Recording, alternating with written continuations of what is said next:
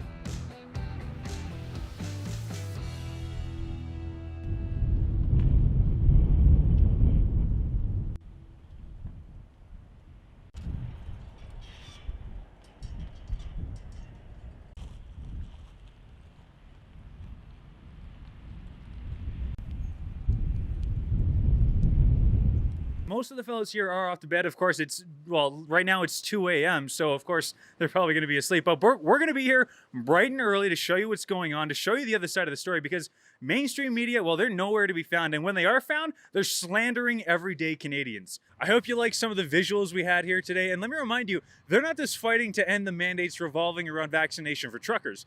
They're fighting to end all of these mandates that have come along with the overreach from our federal government, provincial governments, and even municipal governments. So stick around to find out more. Tomorrow, we're going to be here bright and early to bring you the other side of the story. Guys, the visuals coming out of here are phenomenal. People have clearly had enough of these mandates brought on by our federal government, as well as people like Jason.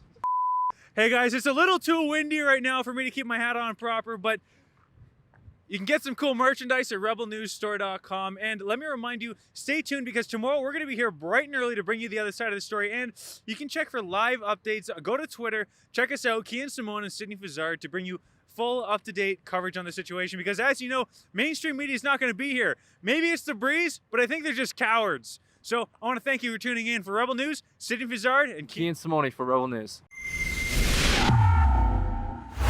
Cindy Fazard and I got a whiff of the story just today. We packed up our batteries, we packed up our cameras, and we stocked up on beef jerky to come all the way down here to Windy Coots to cover the story for you. If you want to help us, please go to convoyreports.com to help us get the other side of the story, fill our pockets of beef jerky, and provide us gas to get around this beautiful country. Hey guys, thanks for watching to the end, but we can only bring you this coverage through your support at convoyreports.com. Unlike most of the mainstream media outlets that are slandering our truckers, we're not going to do that. We're here to show you the other side of the story, what's really going on the ground. But the only way we can do that is through convoyreports.com, and that's your generous donations.